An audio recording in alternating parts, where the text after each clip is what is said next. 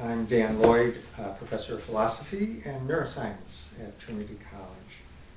And I think life stories always begin with families, and I think there's sort of two families involved in all cases. There's the family that created you, and then there's the family that you create at the other end. And in my life, both of those, of course, are huge. But at the front end, I think I'd talk about my brother and sister, who are quite a lot older than I am. And so they were the ones to show me what an exciting adult life could be, since they hit their early 20s while I was in my teens. And so, for example, I was Uncle Dan at the age of 8, and they had 7 kids among them, and so I got a lot of experience with lovely children that I didn't need to change their diapers, starting at the beginning at an early age in my life. So that's always been hugely important. They've always been the ones to show me the possibilities of fun adult life, committed adult life, and family life. So the professional story is, of course, another story, another kind of story that runs through one's life. And I can look back, I think, to early moments where I guess I had philosophical tendencies, but also in order to have a profession, in order to pursue a career, I would, not surprisingly, I would look at teachers that I've had at different stages in my life. So I can name a high school teacher, Mr. Quinn, and 2 college professors, Love and Young, one a philosophy, the other teaching English literature. My graduate school advisor, Arthur Danto. And then I was lucky to fall into the circle of a prominent philosopher of mine, Daniel Dennett, as a young graduate student as well. And so you put them all in a box, and what you get out is a willingness in their own part to be edgy, to go and get out, look at what things are hard to do and not necessarily done, to bend the rules of genre, to take a very serious look at more or less outlandish possibilities to see what's in them. And so they inspired me to do that, and also they asked me to do that. They pushed me to do that. So Dennett, when I asked him for career advice, thought for a minute and said, "You should have chutzpah." And I think that is good career advice. So my career has been edgy in the sense that I think I have always sought to kind of avoid the traffic jam that surrounds the big issues in philosophy and head out to the edges where things are not so dense. For example, to raise a question like, is the function of the brain musical? Is there music literally in the brain? Which is not a question anybody else would ask because it's a crazy question. And so that's the kind of question I like. So behind the professional career, I guess there are other influences from early on. Books, I think, hit every kid and every adult in different ways, and I think they impact, depending on the age that you read them. So in my case, it happened that I binge read Edgar Allan Poe at a very young age, maybe 7th or 8th grade or something like that. A full weekend of Edgar Allan Poe, but it had a huge impact on my writing style. And as far as I know, maybe it still does. Then a little after that, it was The Lord of the Rings, and then Catch-22, another influence on writing style. And then late in high school, and ever since, it would be the plays and poetry of Shakespeare, which finally, after all these years, I'm teaching Shakespeare at Trinity, a course called Shakespeare as Philosopher, and so finally coming home to all those ancient and enduring loves. So the career, though, of course, goes back to school, and the moment that I knew or began to suspect that I wanted to teach at the college level was pretty close to my first teaching experience at that level, which was as a graduate student teaching a humanities seminar at Columbia, my graduate school.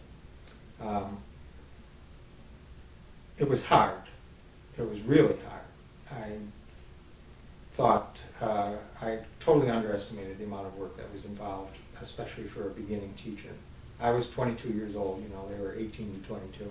And so there wasn't a lot of space between us. Before that happened, though, I had no idea what I was going to do. I was in philosophy graduate school, but that was kind of because I wasn't in anything else.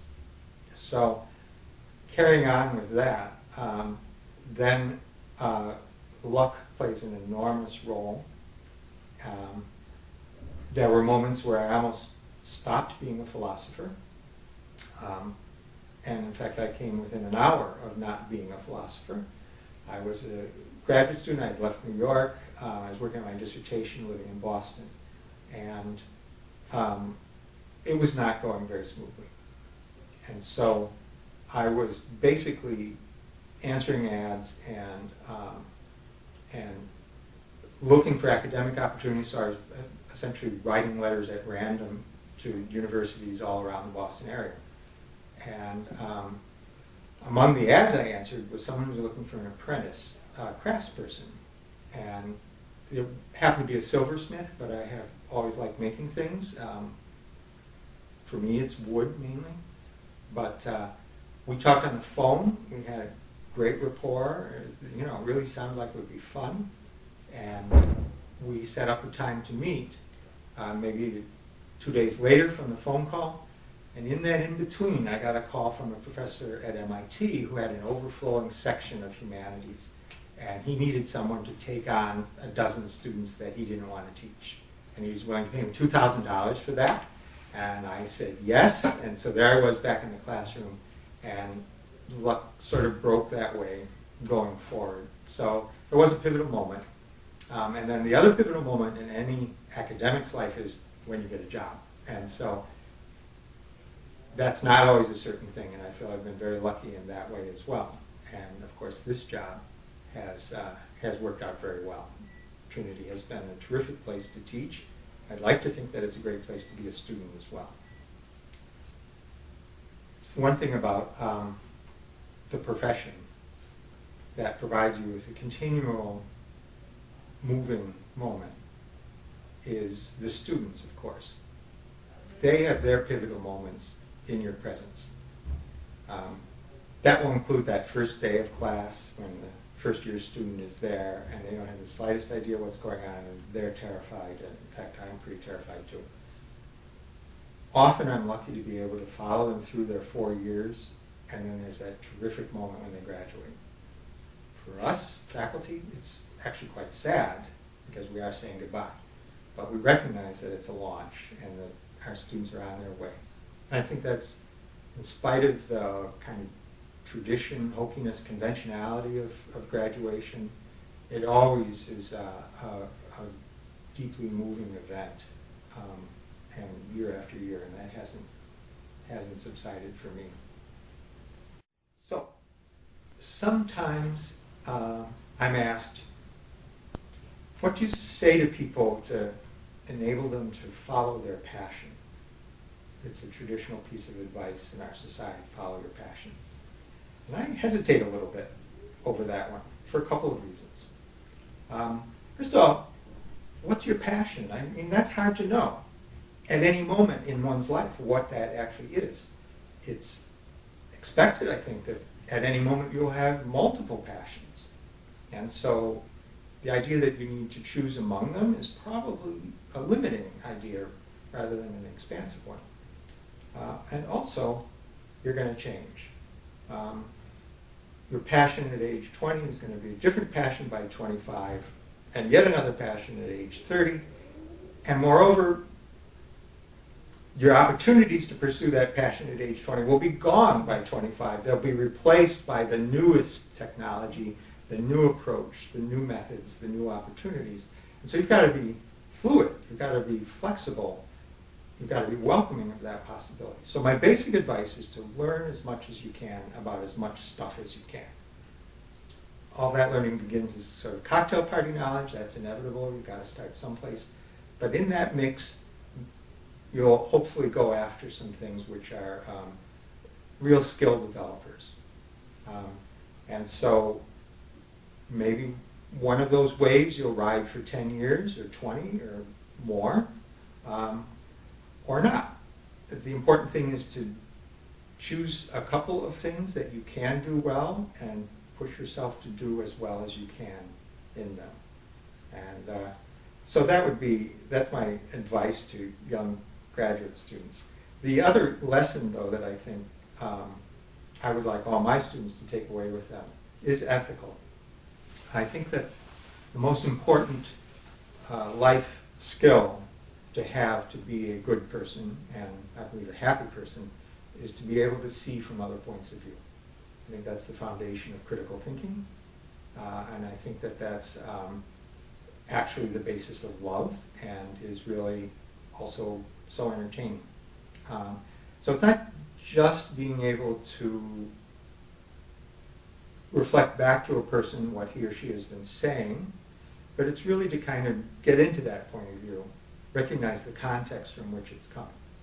And that's not to be a relativist or anything like that. It's that once you understand that point of view, I think you're in a better position to judge, and I think to communicate your judgments about what the right thing to do is. But I think that with empathy, especially what I'm describing as sort of cognitive, thoughtful empathy, I think that ethics is pretty straight ahead from that point of view. I mean, if you have any empathy at all, if you understand the other person, you'll be able to accommodate those points of view and work together. And so I hope the students, one way or another, in all these courses, get that. If you put me in charge of the educational system, I'm not asking for this job. But if it were to happen, there are two things I would do. I would really undo the standardization, cookie cutter dimension that has imposed itself on every level of education at this point. The standardized tests, of course, reflect exactly this impulse towards one size fits all.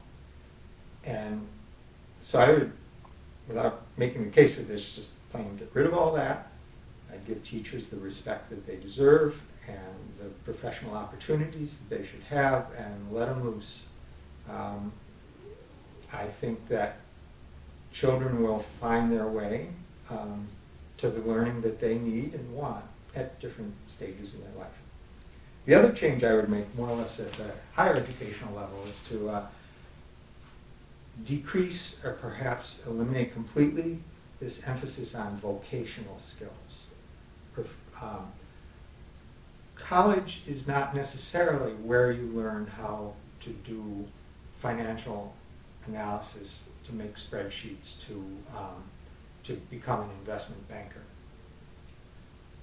It may not be what you want to do, and at 18, it's ridiculous to think that you know what you want to be. Your parents don't think that way, but you should. And also, you could get trained in that, only to become obsolete 2 years after you graduate. And that's inevitable in every skill set that we have. Far better to know coming out of college how to learn than to know anything particular in a particular skill. So I would take away this vocational aspect and then, once again, turn the students loose. I think that they could follow their passion. This happens actually quite a bit in my department, philosophy, not a parent-approved, high vocational interest kind of department. The students who come in and say, well, I'm an econ major, but I've just taken this philosophy course, and I wish I could major in philosophy. And a lot of times it's too late. They can't do the major. It doesn't matter, they've got the course, maybe they can do a couple more, and it's still the course, it's still valuable. But I think that's just sort of sad. They had this total freedom in their lives, and now they're about to go out the door with a major in something that they maybe don't want to spend their life doing. So that's how what I would do if I were in charge of all this. So, I'll come clean. I'm 62 years old. Mentally, 38 or something like that. So that means I'm a beginner. I still have a long way to go and a lot that I'd like to accomplish. So I would certainly very much like to understand what Shakespeare actually thought about many of the ideas that he raises, and they are fabulous and fascinating ideas. I would like to understand more about how the brain, mind, those two things coming together, how that works. I would like to incorporate music more in that understanding of cognition. I have written a novel, and I do recommend that, by the way. Everybody should write a novel. But I'd like to do more different kinds of writing. And there's still time for that. And that's still out there. My courses are not quite there yet. I got to still work them up a little and kind of fix the rough edges and so forth. So I still want to do that.